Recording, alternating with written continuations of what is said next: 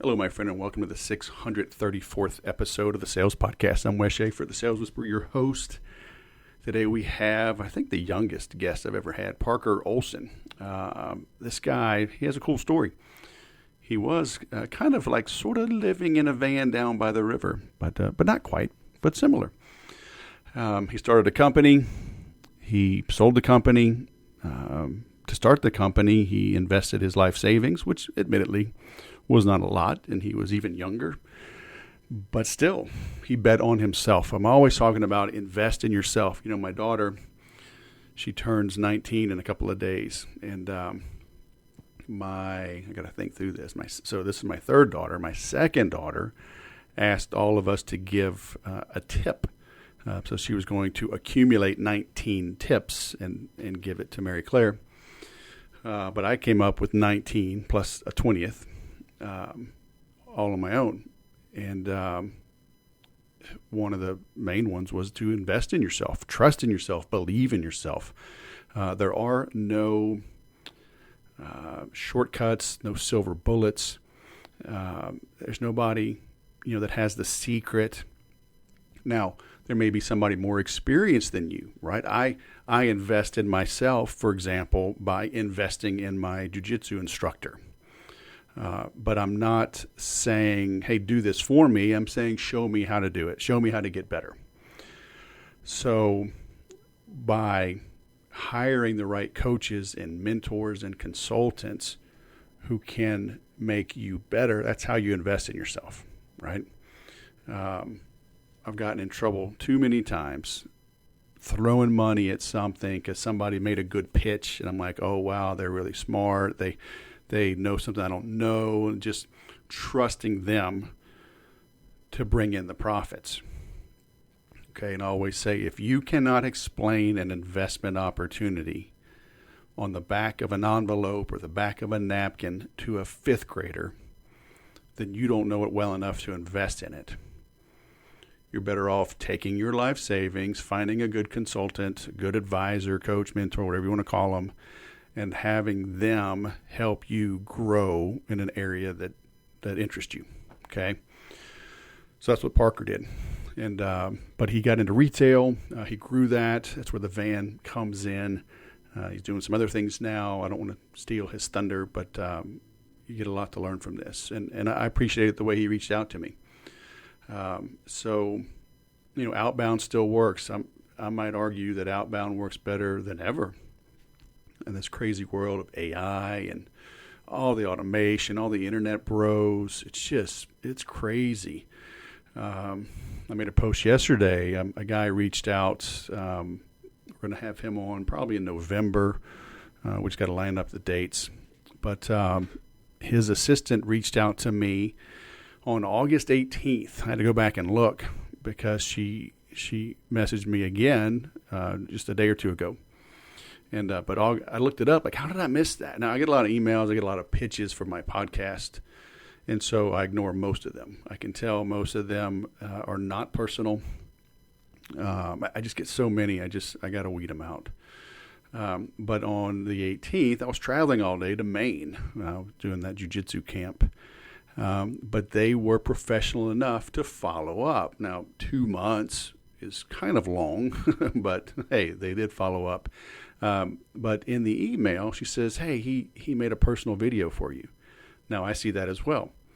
And I'm jaded. I see a lot of people, although I haven't seen it in a while, but it was kind of the craze not too long ago. People would hold up like this blank whiteboard, kind of like Karl Rove does if you ever watch politics. And Karl Rove would have his whiteboard guessing who's going to win the election. He got a lot of those wrong, but I digress. But they'd hold up this whiteboard, and they would use technology to merge your name onto it. So and they'd have a screenshot, and the video would, hi, Wes. But when you click on the link, that thumbnail would show that. When you click on the link and go to the video, it would just open up generically, hi, I just wanted to send this message out. I love your work. But if they don't say your name, then they're bullshitting you.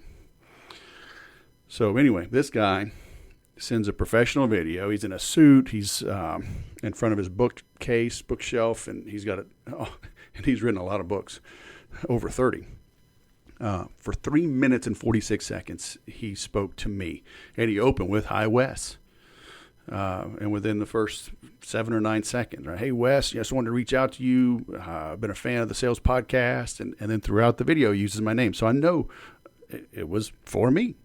And he just put it on YouTube as unlisted. So, free to host up there. But that kind of outreach, talk about, for years I've talked about, do what doesn't scale. Outbound calls, direct mail, okay, personal emails, personal outreaches on social media, engaging with people for real. Doesn't scale, but it makes an impact, right? Because what do you want to do? Do you want to convince 100 prospects 10% of the way, or do you want to persuade, convince, sell 10 prospects 100% of the way? Think about it, right? So anyway, Parker reached out. This guest, he reached out. I'm lining him up. The threads that I'm reading online and various sources are confirming the same thing. But AI, whatever. Yes, AI can help you maybe outline. Maybe it can outline a 5 or 10 or 30 step sequence. Maybe it can create a, 1,000-word guide or white paper, 5,000-word guide or white paper, but you better spruce it up with some humanity. Okay, that's still makes an impact. So take it for what it's worth. If you need some help with that, let me know. All right.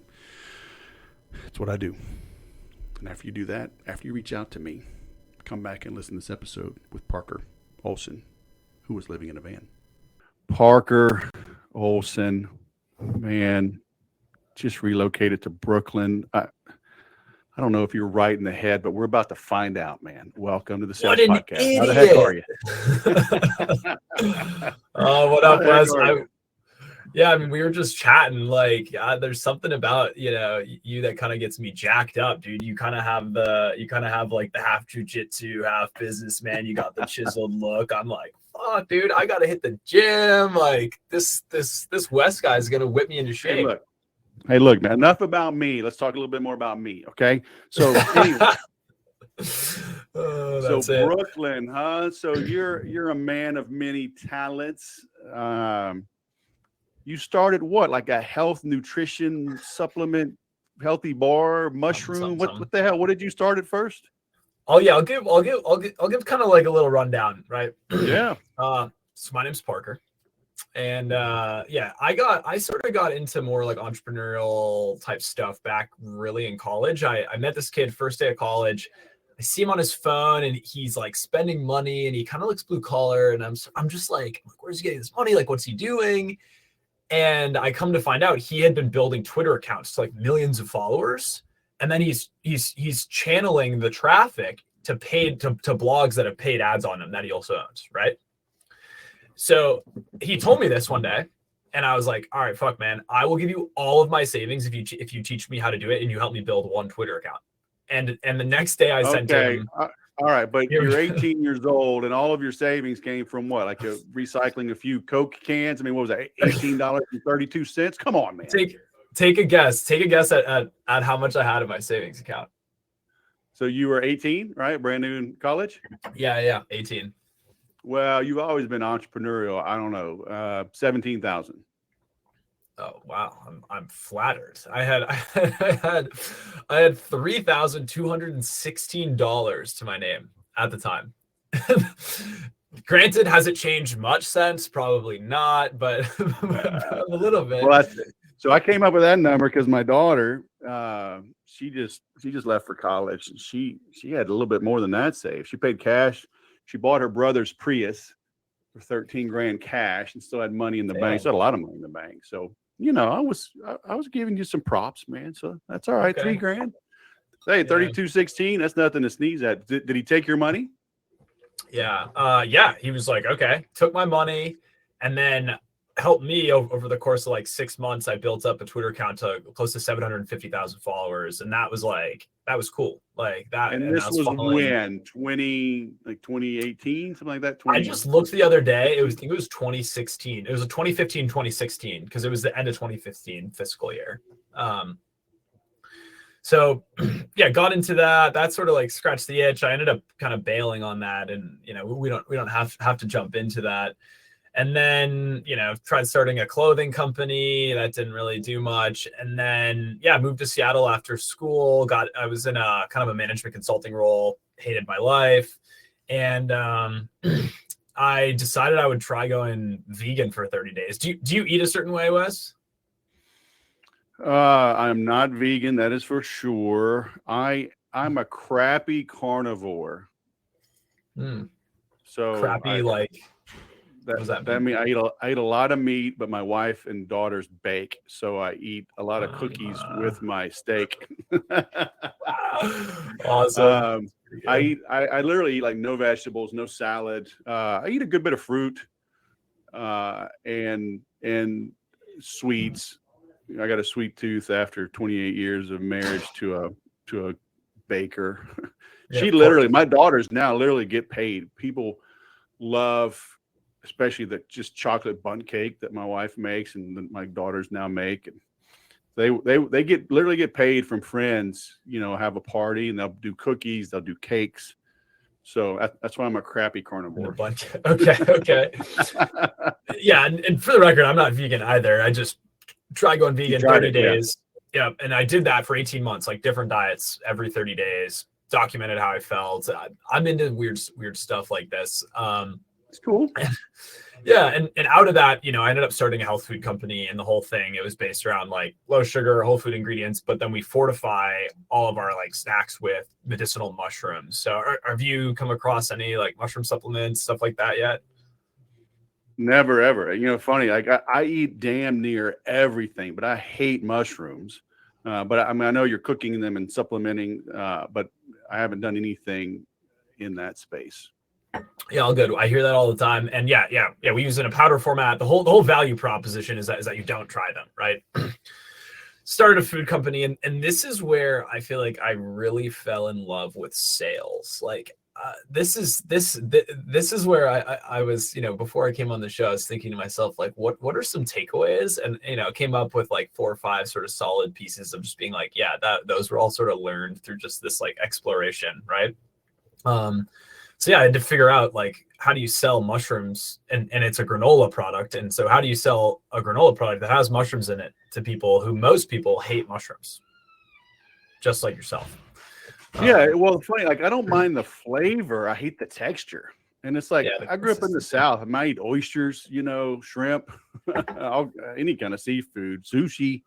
I know it's not a Southern thing, but just something about that chewy ass mushroom, man. Like if it's a big stuffed mushroom with like a lot of, I don't know, sausage or crab or something, I'll choke that down. But I mean, if it's in a powder and it's just part of something, so it's like, it's not like I want to avoid mushrooms. I just don't want a chewy mushroom. Yeah. So you're spot on about the powder format. This is a slight side note. And for anybody that cooks with mushrooms, most people cook mushrooms incorrectly. So most people will like pan fry them in oil or butter, and that's okay. But what you're actually supposed to do is like you pan fry them on low heat until they shed the water, and then you add oil. So you don't add any oil beforehand, but most people add oil up front, and it locks in the water, and then it often creates that really like chewy, like kind of gnarly consistency that I think you're talking about.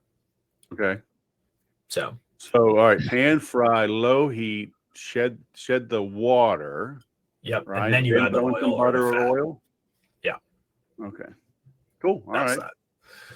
So yeah. Anyways, got into kind of the food business, and I'm sure we'll touch on that, and got into all sorts of stuff. And now, as I sort of mentioned right before the show, we're kind of in the midst of like closing down parts of the business, selling parts of the business, and then in sort of working on a new endeavor that's actually it's in the podcast space. So that's where I'm at now, and we're not selling directly to consumers anymore. We're mostly selling sort of B2B or B2 thought leaders.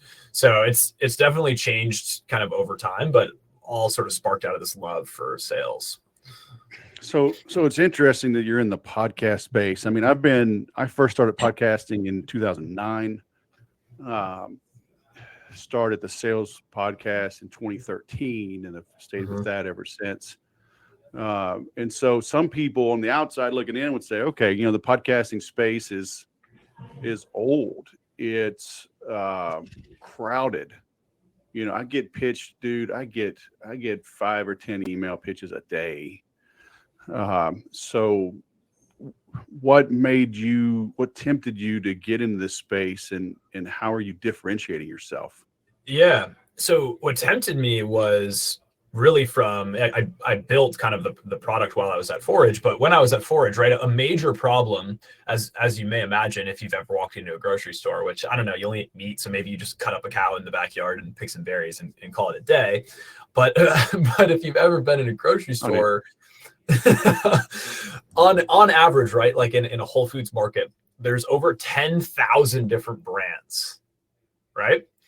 And every single one of those brands at one point or another had to go sell their product to the key decision maker of a category, right? To like a grocery buyer, and say, hey, this is why you should put our product on shelf because of XYZ, and here's the price and the cost and whatever. And here's why you should really put us instead of the 50 other competitors. So it's kind of a nightmare space, and the selling process is super convoluted. It's really challenging. A lot of major grocery stores will only review or even look at changing a set in a grocery store once a year. So you get one time a year to like perfectly plug into their process. And oftentimes their process isn't even public. So it's super challenging to sort of sell into wholesale distribution into food. It's honestly, it's a fucking nightmare, Wes, if I'm being fully transparent. Yeah. What about the whole direct to consumer model? Yeah, so we were selling hard, just for a different reason. Yeah. I mean, we were selling directly to consumer, and when some of the iOS updates came out and like security provisions came out, like we were mostly driving sales through paid media, and that like pretty much fell flat after. And for me, like my expertise, and as a solo founder, I was really more tuned into the wholesale process. So I just focused more on that channel. As well as like the D2C channel became way more challenging after, there was an iOS security update in the middle of 2021. Yeah. So in my mind, what I started to wonder is like, how do you sell a grocery store buyer when they are getting, similar to you, like they're getting probably on average like 50 brands emailing them a week, right? And half of these brands... How does that look? Just so I understand, like when you say a grocery store buyer, is there like Albertsons is right by us? Is there like one buyer for sodas and a different buyer for cereal?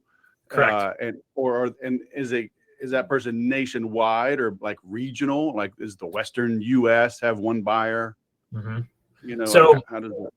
It depends on the grocery store. And again, none of this is really public, so you don't really know.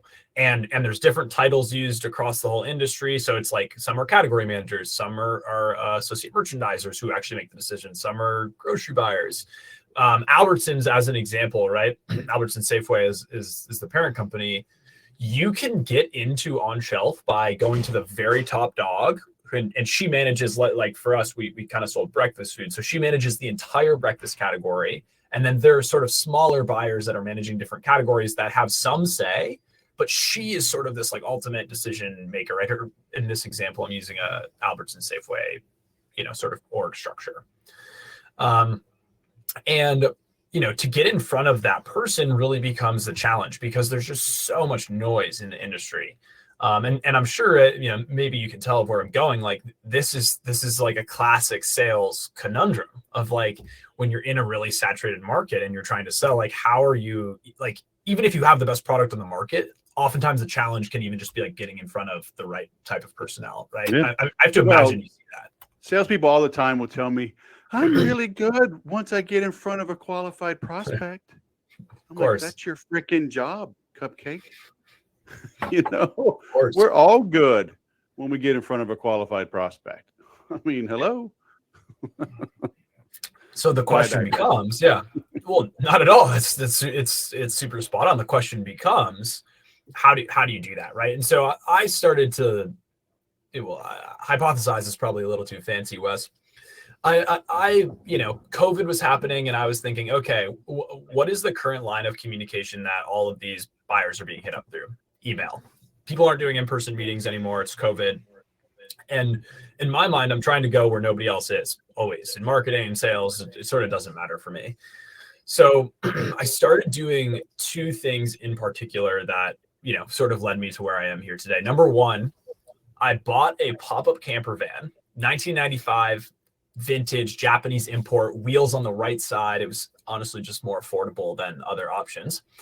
And I got it branded in our branding, and I spent a year driving around the country, and I would show up at headquarters or at outside of like houses, or I would like show up in the city where I knew certain buyers were, and I'd be like, hey, I just drove 1,000 miles. Like, can you give me 5 minutes?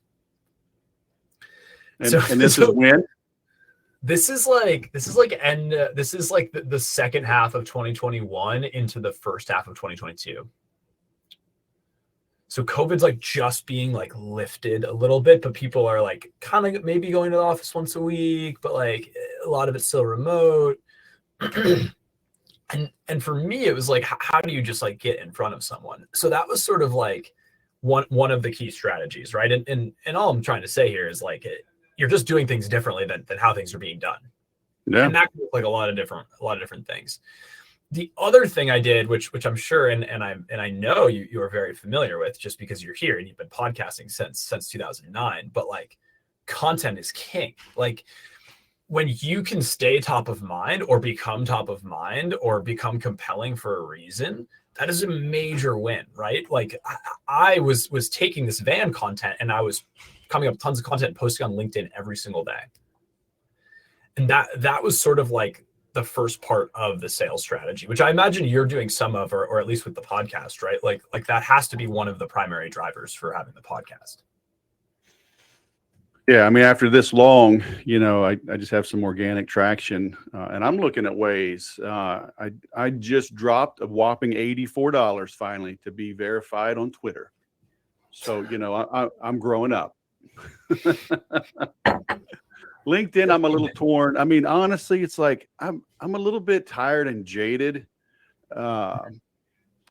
There's so many scoundrels, and now with AI, I created a year's worth of content in 5 hours, or whatever. I'm like, okay, great. Who's going to read all that? Because everybody's doing that, and content is still king, but it has to be meaningful content. You got to connect with the human. And I see people,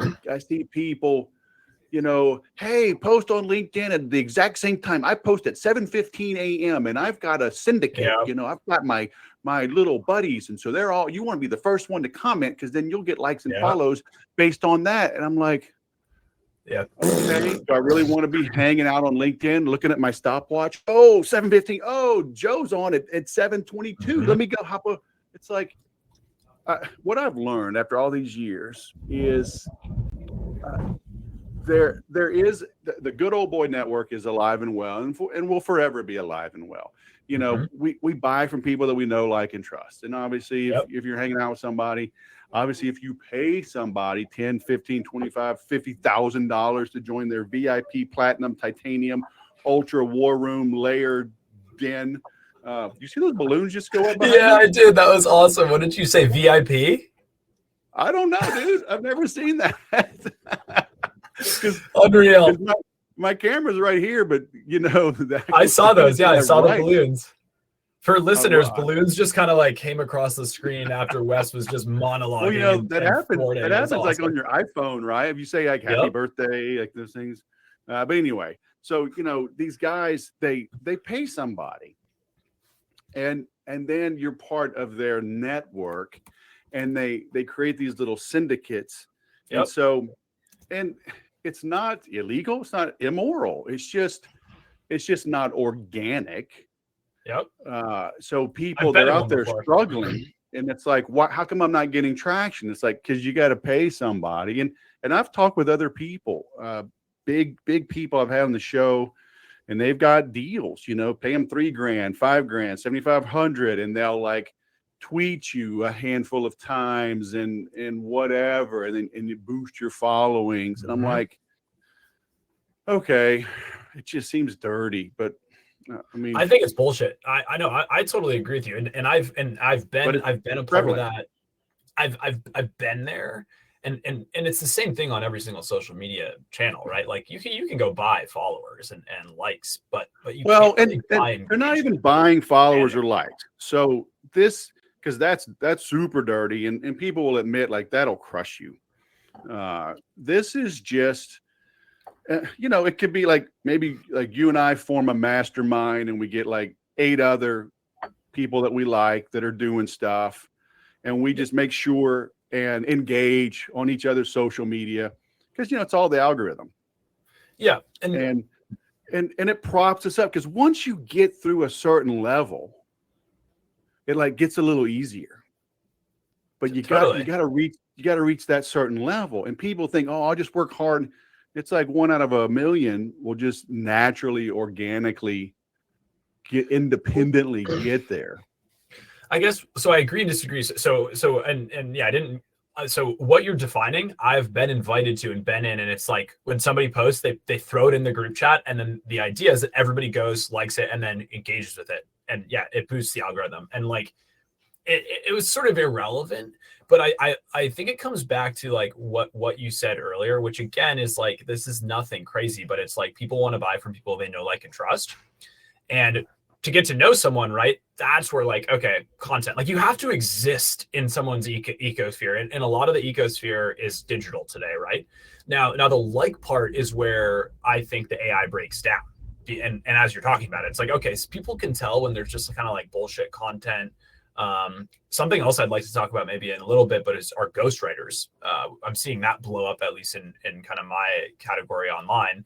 But the like piece, ghostwriters have always been a thing, but yeah, we can talk about it. Yeah, I haven't been attuned to them as much until recently. But the like piece, I think that's where like content can be so valuable. Like being vulnerable on LinkedIn, and it's not like, oh, I'm sad today, right? It's not that type of vulnerability, but like being a real human and bringing the human side to anything you're doing in the business world, I think like honestly is where like sort of the key content pillar should be of like, hey, Wes, you sell, sales coaching or sales courses. Like when you talk about trials and tribulations and real shit that's going on, like people relate with that.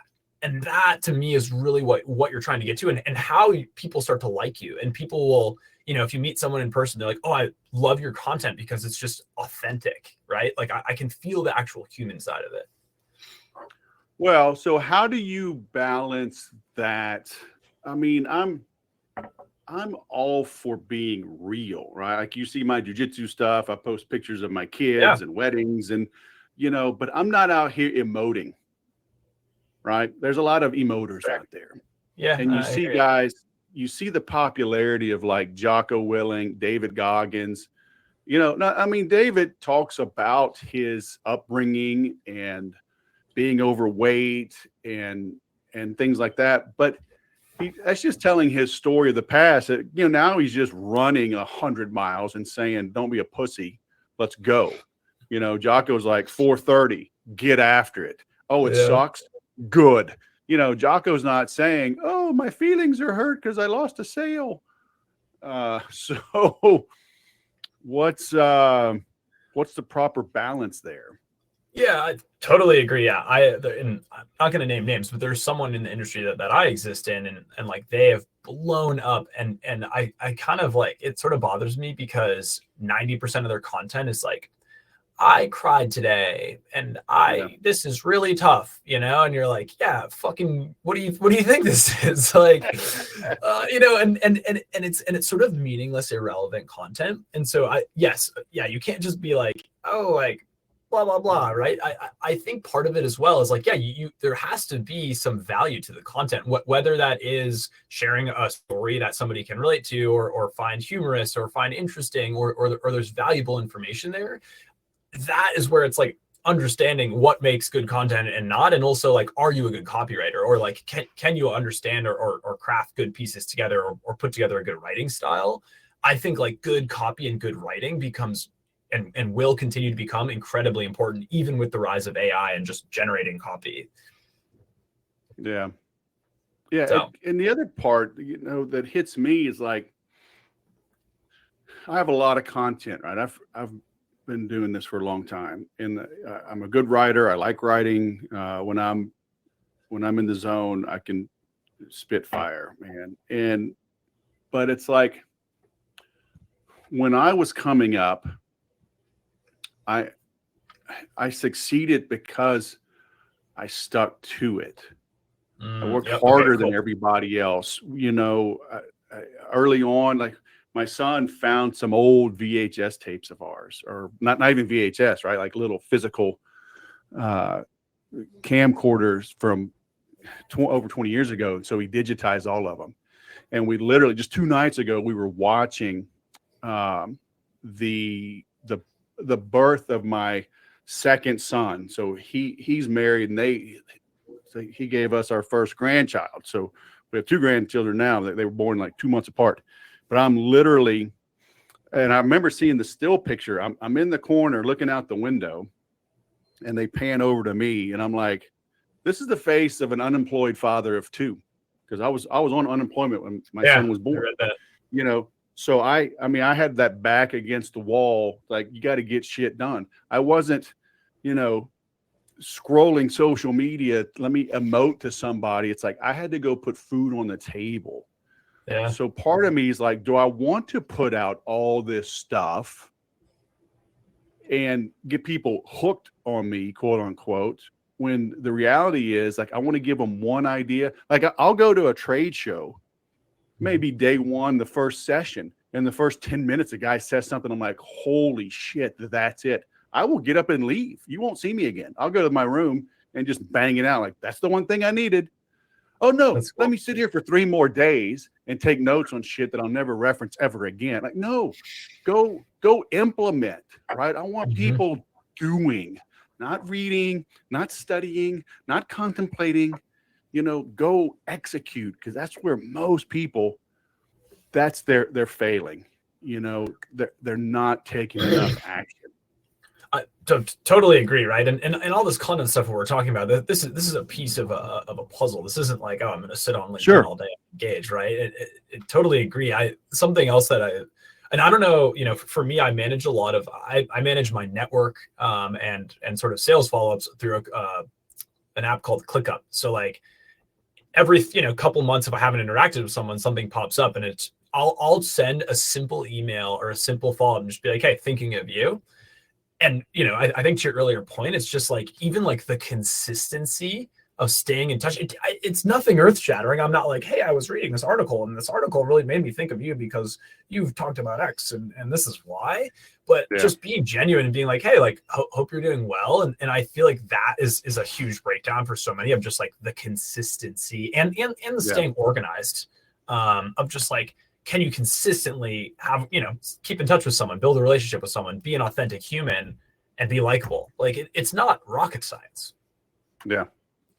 So, people are always looking for shortcuts.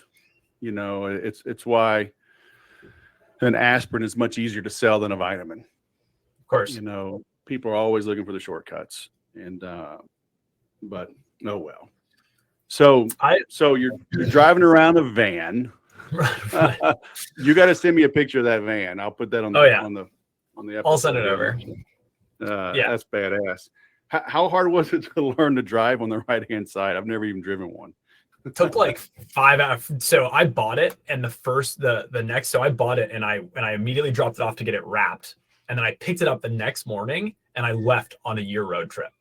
And I like the first night was like, oh, like I gotta like find something to sleep on. like it was fucking awesome.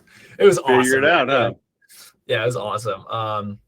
Spent a year, probably 5 hours white knuckling the wheel the first day.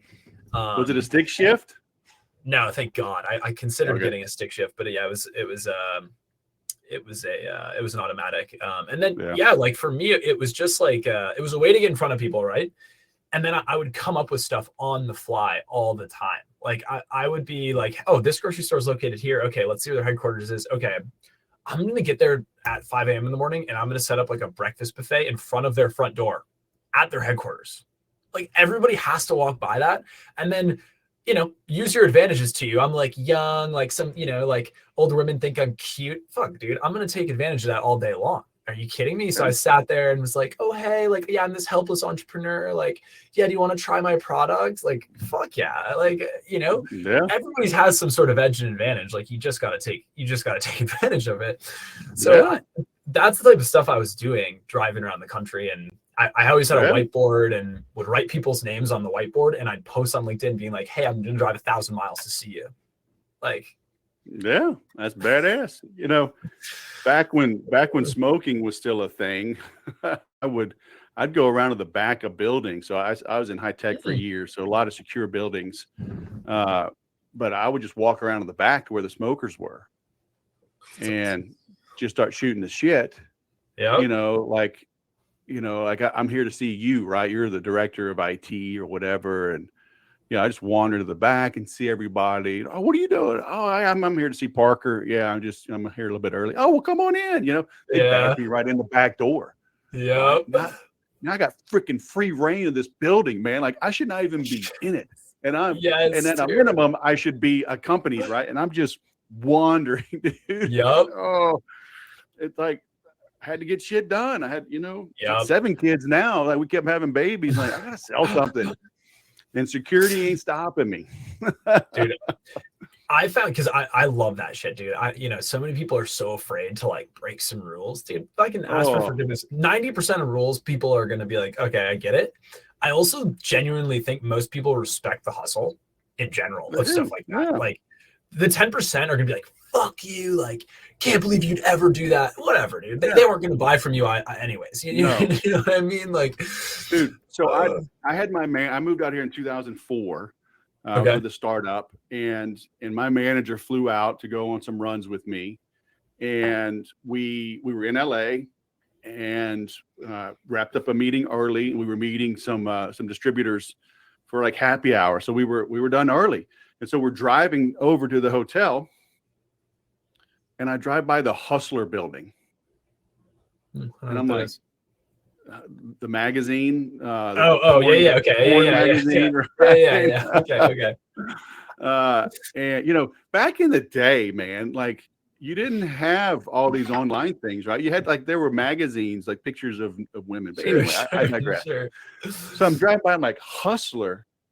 And so I pull in right in the front, and my manager's like, what are you doing? I'm like, stand by. So, because their name's on the top, like, they own the building. So I think it's this whole thing. Turns out they only had the top floor. Okay. And so I get on the elevator, and there's I think 2 other guys on the elevator, and they were going to the top floor. And and it's only 7 or 8 stories. I mean, it's tall, but not like a skyscraper. So I got a couple of seconds, and I'm like, hey, who's the IT guy? Parker. Oh, okay. Thanks, man. Yeah. So I kind of slow play it, let them kind of walk in. They pass the receptionist, they badge in, and I'm kind of like on my phone, like I'm kind of lost or something. Once they're gone, walk right up to the receptionist. Yeah, hey, I'm here to see Parker Olson. Yeah. Okay. Can I tell him who it is? It's Wes Schaefer. Yep. 30 seconds. That dude comes walking out. He's like, hey, did we have a meeting? Oh, no. I was just driving by. I just wanted to stop in. Oh, well, okay. He brings me in. I get to pitch this guy on our technology. dude. The social sleight of hand is gold in selling. That's incredible. And you know what? I bet if you were on that elevator and there weren't people going to the top floor on the elevator, you would have ridden the elevator until somebody was going to the top floor on that elevator. Like, no, I'd have just gone up, just walked right up. Hey, who's the IT guy here? I mean, I just asked for him, but that, I mean, it worked out more smoothly knowing his name, like 2000, this was like, I don't know, 2005, probably somewhere in there. So it wasn't quite as easy to find, we're on a BlackBerry but I know how it you goes. can't be afraid of mixing it up, and being different. So I love your van and the hustle. Well, so yeah. I've done some other stuff. I used to live on a lake. I would swim out to kayaks and like sample product. We get content from that. I used to run product giveaways on airplanes. So I'd get up to the front of the plane. I'd walk down with a whiteboard sign. Flight attendants would let me get on the intercom and announce winners. But I was gonna say, cool. So to your earlier story, right? I imagine some listeners are thinking of like, damn, like that was super quick-witted, or like, how do you think about that, or like, how can I be like that, or oh, I'm not like that, right? Like, I feel like there's always this bias that like you're like, oh, I can't do that. What I try and do personally to get better at scenarios like that, which I kind of refer to personally as just like social sleight of hand, is I like almost I try to do daily is I try and meet like one random person, and like you always try and like find out something about one random person, and it just keeps you socially sharp to like be chatting with strangers and like try and navigate socially to be like, how can I have a conversation with this person and like, help them out or something, or become friendly, right? Like I'm looking for this guy's book. I had Zhao Jing on. I'll have to look it up in the show notes, but he wrote like rejection proof or something like that. He was struggling, and it was like 100 rejection challenge or something. Like he would walk up to people, hey, can I pump your gas? Yeah. I think he was the one. He walked into a Krispy Kreme. I've heard of this guy. Okay, keep going. Yeah, this was during the Olympics, right? He gave a TED talk or TEDx, I don't know, but very popular. And he walked into Krispy Kreme during the Olympics and said, hey, can you make me some donuts like the color and shape of the Olympics? And the lady's like, okay, hold on, let me see. They go back and do it and just give them the box, So, but that he, became rejection proof. He'd knock on a guy's door and like, hey, can I play soccer in your backyard? And the guy's like, come on, like what? Yeah, just ask. But so I'm getting all these signals, right? But I'm going to write a book, or at least create a talk, and then create a book called "Please Date My Daughters." Ooh, good title. Because nobody has the guts to engage. Right? I got these 5 beautiful daughters. Now, granted, my 9-year-old, I don't want her dating yet. But you get the point. You get the point. It's like, my 15-year-old, she went to homecoming with her friends because none of them had dates. They just went on their own as a group. And it's just, I got these beautiful blonde-haired, blue-eyed daughters, almost no dates. And they're outgoing, play sports, they're smart, they're not stuck up, they can change oil in their car. and guys, nobody has any guts anymore. They don't know how to engage as a human. It's weird. Well, COVID's been a huge driver for that, dude. It's honestly really sad. I think like how antisocial a lot of people have become, and socially anxious, which it's just sad. Like it's horribly sad. Oh well. Damn, dude. All right, man. So then you shifted. I want to get into your podcasting stuff. So, sure. So you're working hard. You're trying to get some shelf space. Was it just too much of a grind? No, dude, the grind was fun, dude. The grind was good. We got a lot of traction in a relevantly short amount of time. I just didn't know what I was getting myself into. And honestly, the margins are fucking trash. You need to raise an absurd amount of money. We're in a bad category. There's a lot of factors like. The food business is a business. You got to be like, hey, I'm going to go to farmers markets for 5 years. And then I'm going to then I'm going to go to these markets. And like, that's how you build a sustainable, profitable food business. And like, right. Look, I don't want to be fucking hustling granola 10 years from now. Yeah. And I had a hard look in the mirror about it. Right. Yeah. So how did you decide what to shift into? Yeah. So at Forage, which is the name of my brand, I still own the brand. We still sell some products in the time being. I basically started also getting interested in podcast guesting because, like, I've got some interesting stories. People love the van story. I lived out of a tent for 2 years while I was building the business. So because I threw out my bed, we used my bedroom as storage. That's like a great story. There's like there's some good kind of hustle moments in there. And so I was like, damn, I really want to get on podcasts, but dude, fucking finding the podcast, like reaching out to the host, like following up with the host, like drafting copy, like it takes a ton of time. And like it was honestly like really challenging for me to keep up with, because it's sort of like a sales process. You got to be following up, and then you got to engage, and then you got to get it booked, you got to answer questions typically. And so I basically kind of just through my own wits and bouts like built this product. So what we do is like I discovered a way to access basically all podcast information and host information on the internet, and then you can find any piece of information about a podcast and most hosts readily available. So I built kind of a pretty complex web scraper, and the web scraper collects all this information. So I have information on hundreds of thousands of podcasts, right? They're not all relevant. They're not all still around. So there's some filtering to do. And then we basically put that into an AI model. And then I take all my stories, all my backdrop, my bio, I put that into an AI model. And the AI model says, hey, these are probably the top 1,000 podcasts that are going to be most relevant to you. Here's custom outreach copy for all of these podcasts. And like the copy is really good. It took me about 3 months to really figure out how to like prompt it appropriately and kind of, tweak the AI model to put out good copy. But the copy is good. It's super authentic. And I started getting on a lot of podcasts. And then from there, I was like, damn, like this is actually really cool. Like I'm kind of out on forage. Like, other founder friends are like, hey, dude, can you like do this for me? And I was like, well, I'm fucking not going to do it for free. And it's sort of just evolved. And AI is really interesting. Like, so it's fun to work in that space. So I don't know. It's sort of naturally evolved. I think the podcast market is really interesting. A lot of people are starting to see it as a compelling marketing or sales channel. So I don't know. That was kind of the birth. Yeah, that's cool. Necessity is still the mother of invention, huh? Yeah, as you well know, right?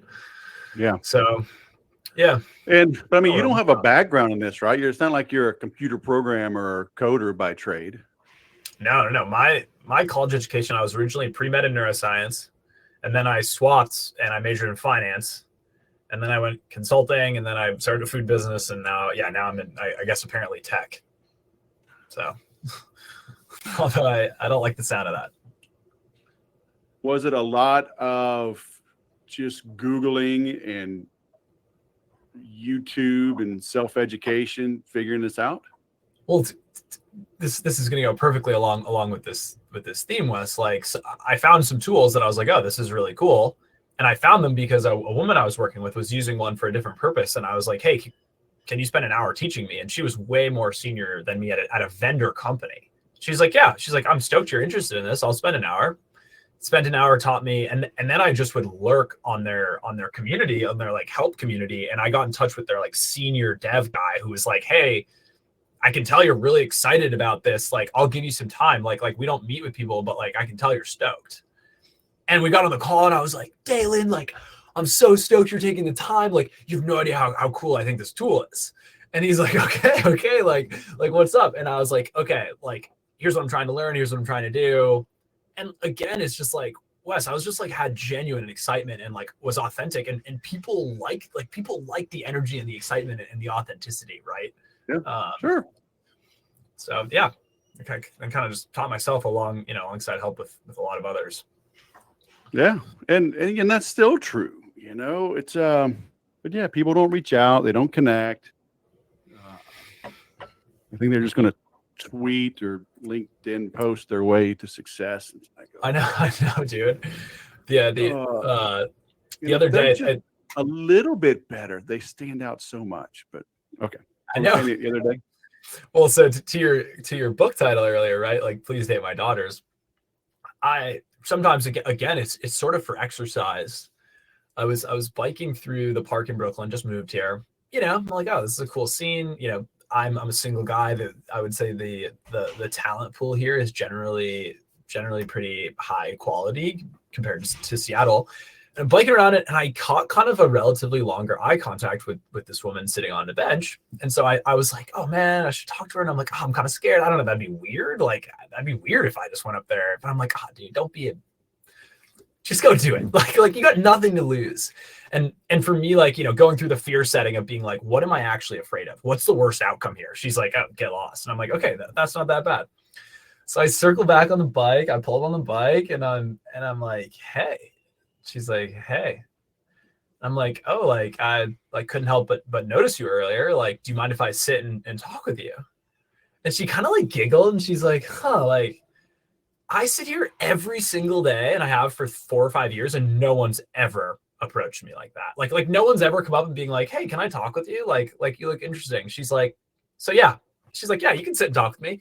Gorgeous girl. Like fantastic girl. And then, it's like, then you're in. And then like, of course, like, you start talking, I got her number. I'm going to take her out next week. Like, and all it took was just me like not being afraid, just kind of stepping up a little bit. Like, well, there's I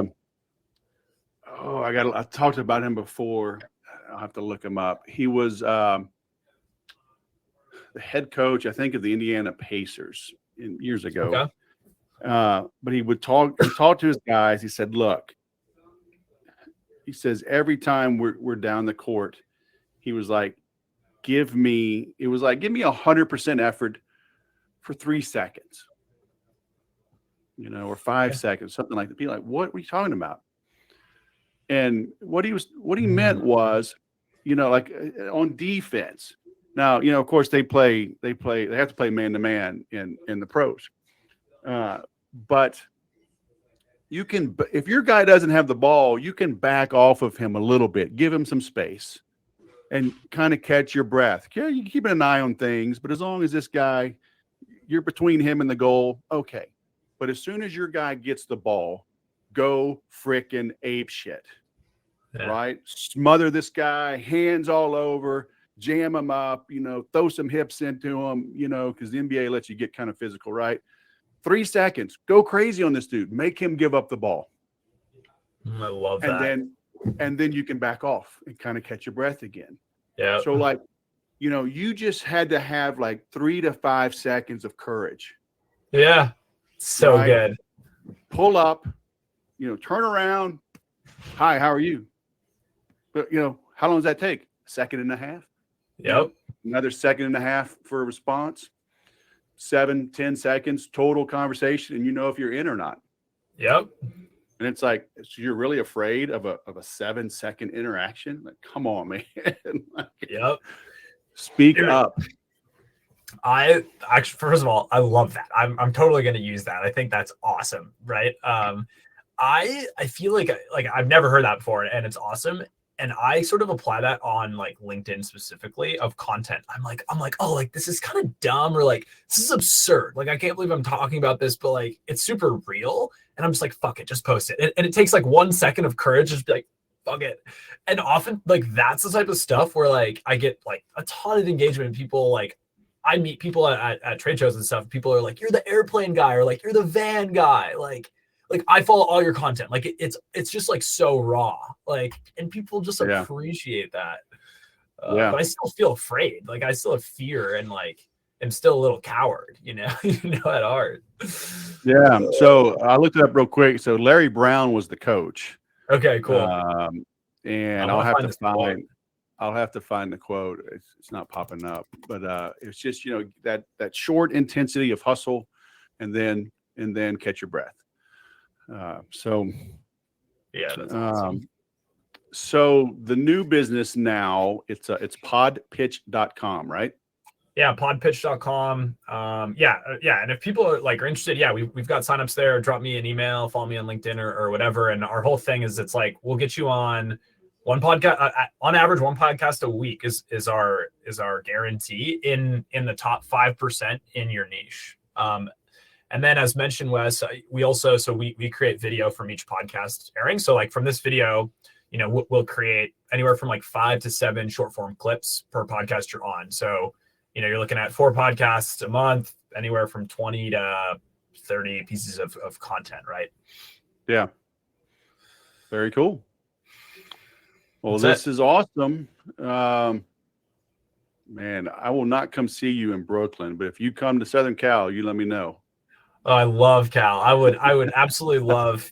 I would love to come. If you make it to Phoenix, Vegas, SoCal, you let me know. All right. All right, man. Well, just a quick aside.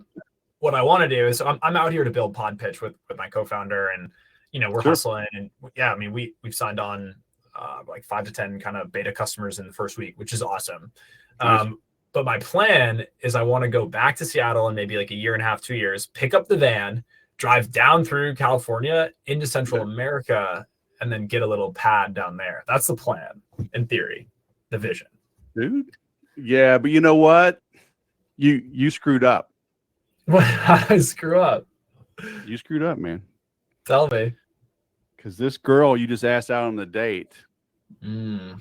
you're going to be one of those Hallmark movies. You're going to ask her to marry you on Christmas Day, Christmas Eve. Christmas Eve is probably more romantic. Do it at night. Thanks. You'll be married by Valentine's Day. You'll have a kid before your first anniversary. So good thing you got this hustle going, man. You're going to look back and say that those 5 seconds of Larry Brown audacity and hustle, it changed my life. That's what you're going to say. You watch. I will watch. You'll get a handwritten note from me when that happens. Oh my gosh. Speaking of videos, right? I was stationed in California out here for just 1 year. Okay. And out of that year, I spent 90 days in the Middle East. So I was really only here 9 months. And in that time, I found a wife. We got married and left. We found the old video of my me proposing, and we did it at her work. So I got her whole family, coworkers. They took her to lunch, brought her back. So the formal engagement was, I think it was July 27th, and we were married September 30th. God, dude. Well, so hope that's not me. And all girls hear about this master plan, and if they're out, then I'm out. Like that's a disclaimer. Hey, but we shall see. All right, I'm going to use this. That took some. What was it? ClickUp. I'm going to use ClickUp to track you, and I'm going to have a Google search for Forage Pod Pitch dude engagement announcement Brooklyn. All right. I'm praying you're wrong. I'm literally praying you were wrong. No, you're not, dude. Hey, when you meet the right one, nothing else matters. That's true.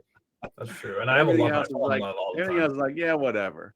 Because I've seen stats. It's something like 90% of your joy or misery comes from your spouse. So choose carefully. That should be the title of the podcast right there. Choose carefully. All right. Well, I need more coffee, man. This was cool. Thanks for using your AI and finding me. Now I know I wasn't like all that special. You just used some computer algorithm hosted in the cloud to find me. But it worked out all right. It does work out. It does work out, Wes. Well, cool. I'm stoked to kind of stay in touch and appreciate having me on the show. Yeah, man. All right. Parker Olson, podpitch.com. Thanks for coming on, dude. Dang it. I am still messing up this recording tool I'm using, but oh well. We're getting there. Messed up the ending. But yeah, it's been cool staying in touch with Parker. The dude puts out good info. And, as you can see, he's got a good attitude, good approach to things. And look, that, the hope and the vim and the vigor of youth, right, can keep us all going. Sometimes it's easy to get jaded and cantankerous. I'm getting there. I admit it. I'm getting there. So hearing from some young folk, some of these young whippersnappers, it's good. And, like I was talking about with his van, I loved his creativity, his persistence, right, his belief in himself. Like I said when I opened, believe in yourself, bet on yourself, go all in on you, and you'll make good things happen. Okay? Sometimes it's hard. I get it. It's easy to doubt yourself. I've seen statistics that 97% or something of our self-talk is negative. So it's easy to get down on yourself. It's it's part of it is a survival mechanism. It's why, again, I've seen stats like people are 21 times more likely or something to report something bad than good, or they'll tell 21 friends about a bad experience, at a restaurant, but they'll only tell 3 people or something if it's good. And so it's based in our survivability.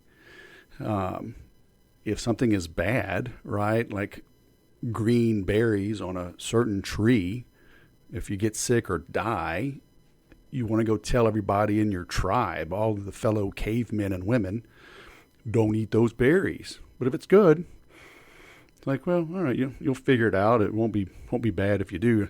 Maybe you don't want to tell them it's good because it is good and you want all of them. But you don't want people to die necessarily, so you tell them when something's bad.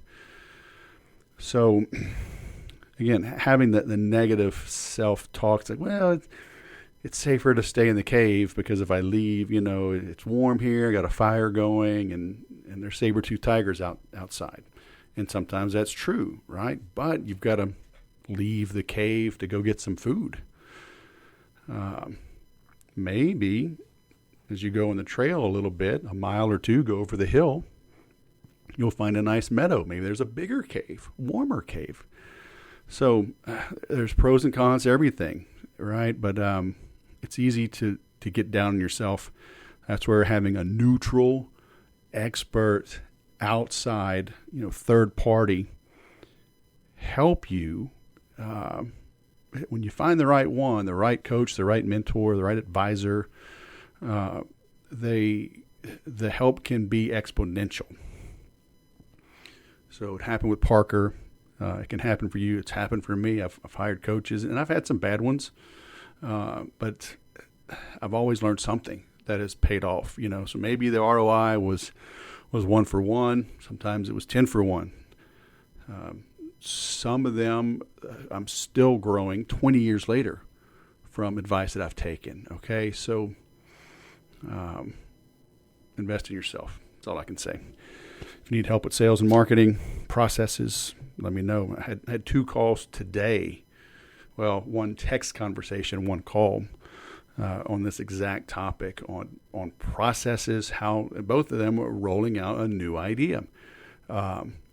And they were asking about technology, what combination of tech tools did they need, how could they validate an idea, how could they go to market with something quickly yet profitably. So just today I'm having those conversations. So it's been my world for a long time. So if you need help with that, hit me up. All right. Thanks for listening. I'll go sell something.